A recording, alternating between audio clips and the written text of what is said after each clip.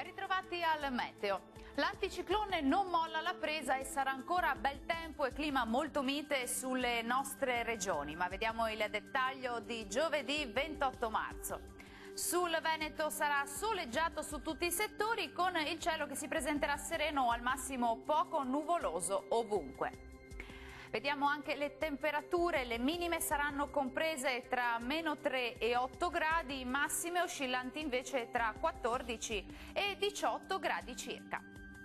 La situazione non cambia di molto sul Friuli Venezia Giulia, dove il sole sarà prevalente. Il cielo sarà anche qui sereno con poche nubi a carattere sparso.